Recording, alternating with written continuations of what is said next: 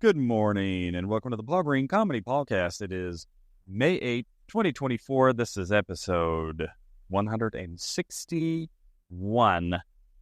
This is a podcast by a dreamer, for all you dreamers out there, stand-up comedian and actor Paul Green, documenting my journey. So, I have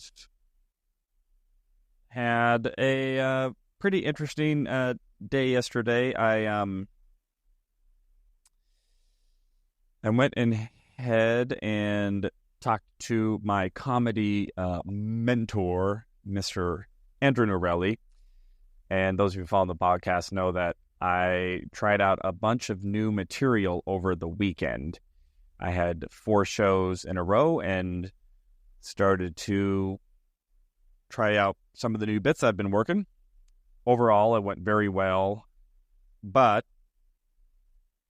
the journey that I'm on now is going to really take a lot more work and effort than maybe what I had previously invested in my jokes and my routines. And so what I did is I pieced together a video montage of pretty much all of the new bits, because it was kind of, each show kind of had its own version of what I was doing, and in some shows I did some bits and not in the others, right? So I pieced together this video montage, which came out to just about 10 minutes of new material, which I felt pretty good about, that I had even come up with 10 minutes. And overall, all the material went really well. I mean, there was nothing like bombing. And when I went back and watched the tape, though, it just really starts to become obvious what material is really hitting, what material didn't hit as hard, what tags did really well. And now it's just a decision I have to make of, am I willing just to settle when I know that something didn't hit as well, or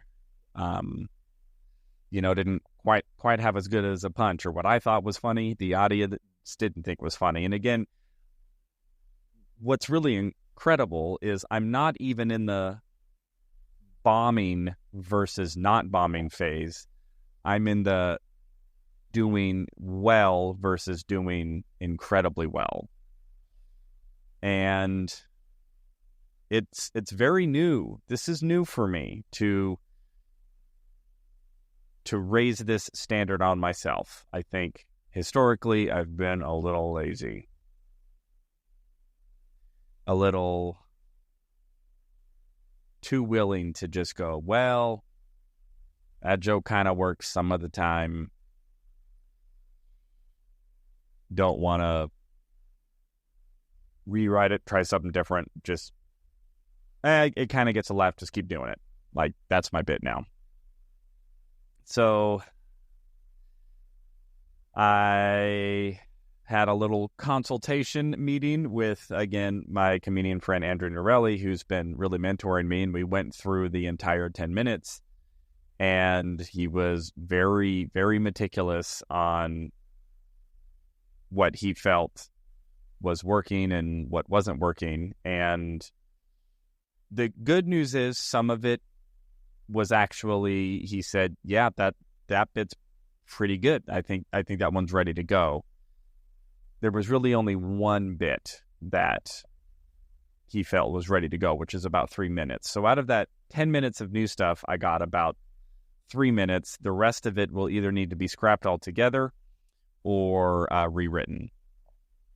So based off of that, last night, after playing basketball, getting my gym on, I went and hit the old notepad again. And there was one premise that I really feel connected to. And although my execution of it that I did over the weekend, or the jokes and the act outs and how I was expressing my opinion on it, it's about marriage. My thoughts on that whole institution. And again, what I did was pretty funny. It was getting laughs. It was okay. But yeah, that's just not what I'm going for anymore. And I've accepted and tolerated.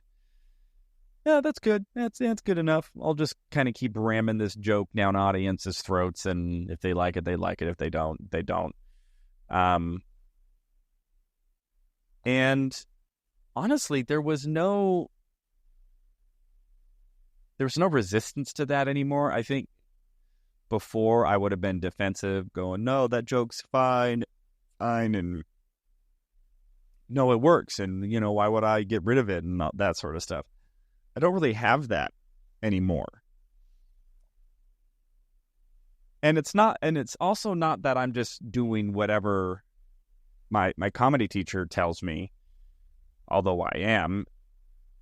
I also can see it now. I can see, oh yeah, I can see how that isn't quite in either the right lane that I want to be in, or it just wasn't actually hitting super hard. The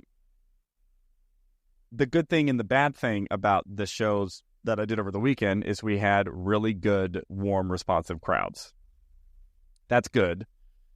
It also was bad because we had very warm, responsive crowds. And sometimes in those situations, you can get a bit of a false positive because the audience is so happy. It's a great club. Host comes out, does a great job. They're excited to be there. I was the first comic up after the host. They were just ready to laugh. And again, it was funny stuff. Again, I'm not up there just, eating shit. So, but I was able to really tell, yeah, I'm starting to really feel and understand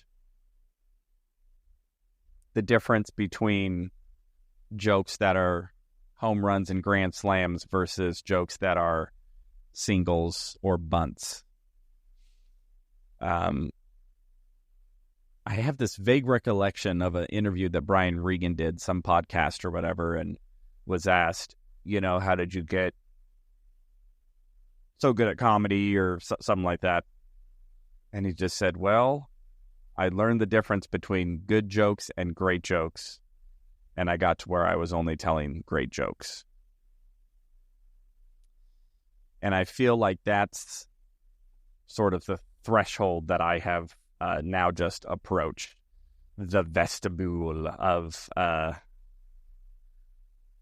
of this journey, which is how committed am I to putting together a set that's all A+, tested, refined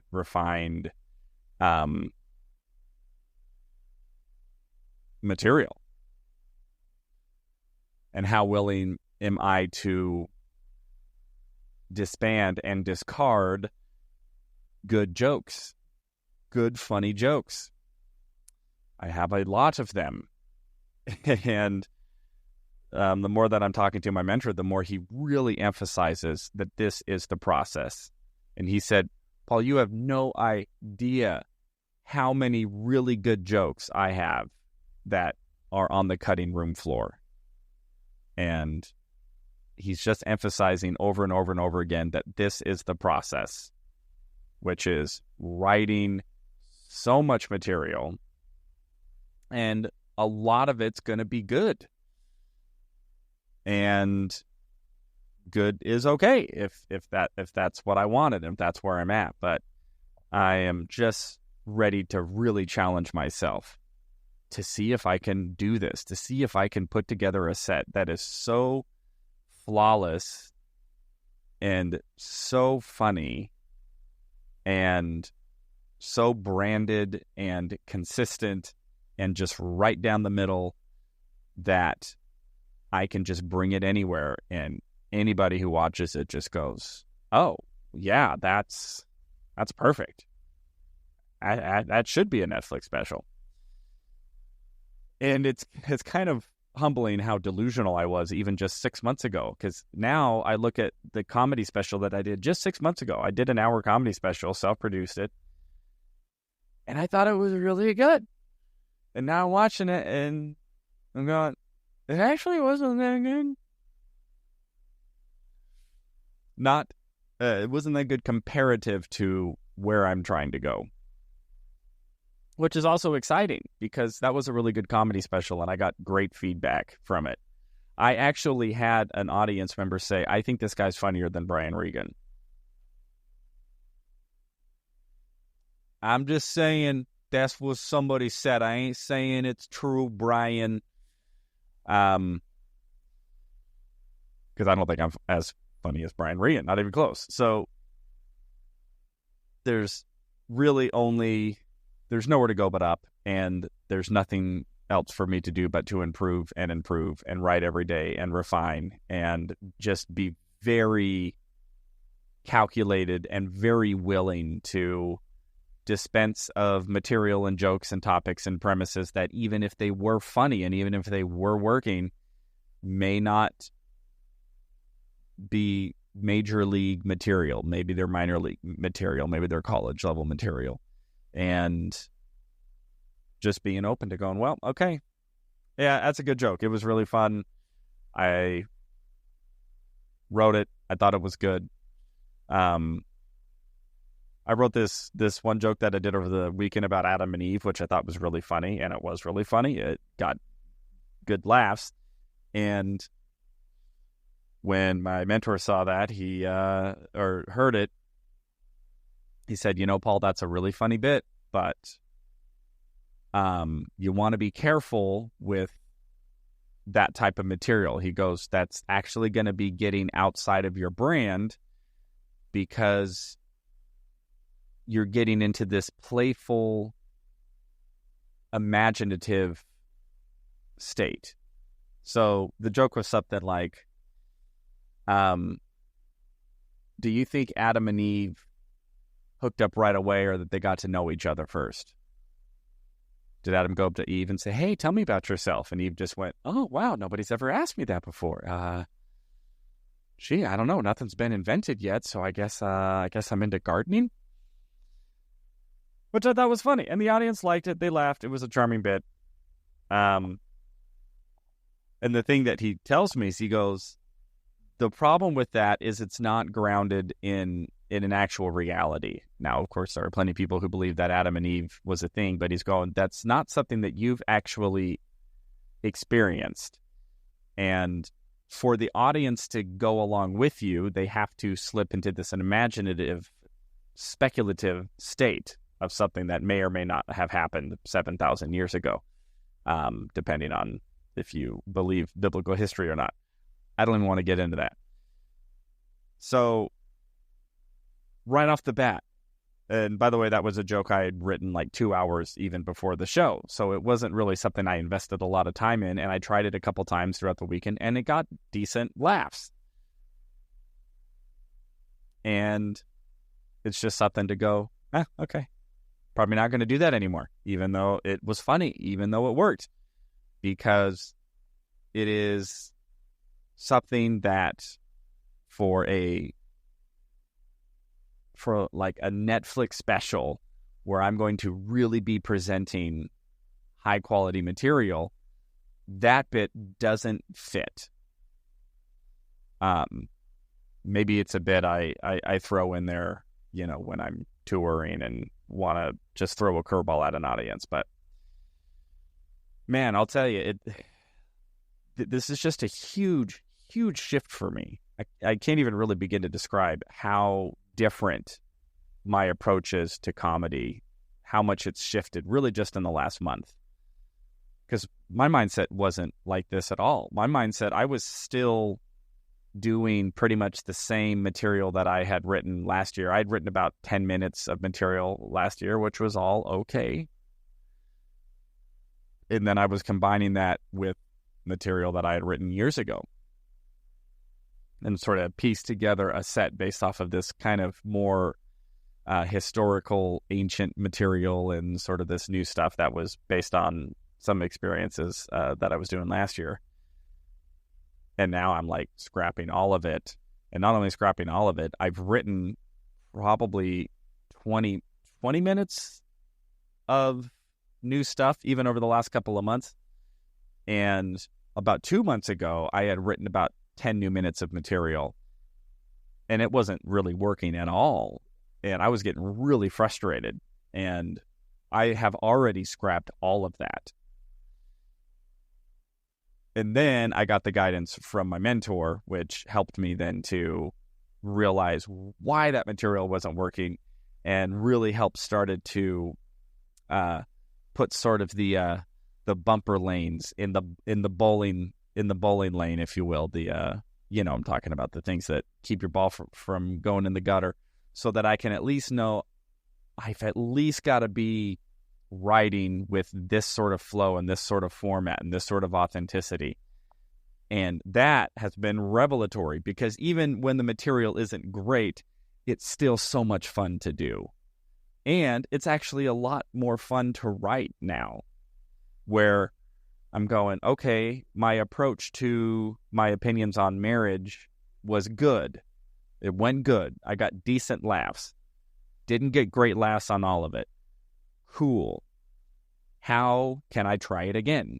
And how can I come from a different point of view on it? Or how can I have different jokes or different examples or different illustrations than what I'd done over the weekend, which again was good, but it definitely was not great. And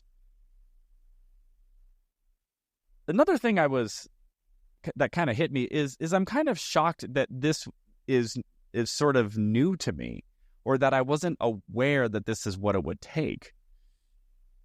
I mean, it's pretty delusional or short-sighted on my part. I mean, anybody who has presented anything creatively to the world that has achieved any notoriety did so with tremendous effort and refining. And, you just take any movie. I mean, how many revisions a script goes through? Complete and total rewrites. And anybody who's ever written a novel or a book or, anything, it is just an arduous creative process of constantly writing, constantly editing, constantly improving, refining until after thousands of iterations, on the other end, you get a Harry Potter, or you get an incredible movie or an incredible stand-up act, And I don't think that I've been, what's the right word? I don't think I've given that reality its just due. I think there's been a part of me that's been a little too maybe entitled, or thinking that my path to success would come some other way, some maybe more miraculous or lucky big break that maybe I didn't deserve. A lot of people feel that about Matt Rife. I don't even want to get into the debate. I'm just saying there are people who say that, he's not as seasoned as a stand-up comedian that is consistent with how famous he is and how much money he's making. So, I think there was a part of me that's going, well, I'd be happy to get famous. I'd be happy to be a little over my skis, making money hand over fist, but I'm not quite funny enough yet. And I was like, well, I'll catch up. Feel free to give me the millions of dollars. I'm not going to turn that down, and people can talk crap about me. Which I just think is kind of a bad attitude. I just think that's a little shallow, or I don't know. I don't know what it is. But where I'm at now is, well, what if I actually can put in the effort and do the writing and do the rewriting and be willing to just dispense with hundreds and hundreds of good, decent jokes until the only thing left is a very solid hour of great great jokes. So, onward and upward, my friends, back to the notebook again and again and again. I'm excited about it. Never been excited about writing before. That's always been a big hang up on me. And I've probably been a little too lazy and, I don't want to eat my vegetables, I don't want to write. I don't want to have to write 1,000 jokes just to get 10 good jokes. I just want to write something and have it be ready-made and just have it be the funniest thing ever. Well, I played by those rules for about the first 10 years of my stand-up comedy career. And hey, it got me a lot of great opportunities. It got me to a certain level. And, but I think the ceiling is very much low, and I'm bumping my head against it. And I really think the only way to push that ceiling up is by taking this shift in my attitude and my approach and my mindset regarding the art of stand-up comedy. So that is where I'm at, everybody. I hope all of you are doing well. You're learning your lessons, maybe taking your medicine when you need to. And onward and upward, my friends. Write and rewrite. Writing is rewriting. I think it was Jordan Peterson for his first book, which was called Maps of Meaning, which I tried to read, and it was too much for me. This gigantic book on philosophy, and it was like not modernizing, but it was taking biblical stories and then looking at them through a more philosophical archetype lens, sort of disconnecting from, is this actually like sacred scripture, and more just, well, if we look at the story, what is the story trying to teach us as an analogy? And I heard him say somewhere that when he wrote that book, and we're talking a big, gigantic book, that after he had written it, that he went back and he rewrote every single sentence in that book a minimum of 3 times. Every single sentence a minimum of 3 times. I mean, hundreds and hundreds, if not thousands of hours invested in that book. And I didn't really like it that much. Not that I didn't like it, it was just too much for me. So anyway, everybody, that is the update here on the Paul Green Comedy Podcast, May 8th, 2024, episode 161. I have got a fun lineup of shows starting tonight. I'm going to be out at Rick Branson's House of Comedy, doing the Trash or Treasure comedy debate show. Tomorrow night, I will be at JP's Comedy Club for the first ever live taping of the Let's Have a Midlife Crisis podcast, which is another podcast I co-host with comedian Josh Novi. And we are going to do a comedy show / live podcast taping. It's a totally new idea. We're trying out. We have no idea how it's going to go, but I'm really excited to give that comedy show a try and see how it goes, see what happens, see where it has legs. Again, even with that, we're probably going to need to refine and improve, but we're going to give it a try. And then I am going to hop in the car and then drive to San Diego. And I will be in San Diego on Friday night, and then I got to turn right back around and come back to Phoenix for a show called the Crack Ups Comedy Show in Phoenix, and that will be Saturday night. So, and then Sunday I will be hosting 2 open mics back to back. So, my friends, that is the update here on May 8th. Paul Green Comedy Podcast. I love you all so much. Thank you so much for listening. I hope your dreams are going well, and that maybe the humble pie that you are eating has not been as bountiful as the humble pie that I have had to ram down my gullet moving forward. But it's all good. It's all necessary. It's just all part of the learning and growth process, and that is where I'm at, my friends. All right, I'm going to sign off there. I love you all so much. Hope you're doing well, and I will check in with you tomorrow.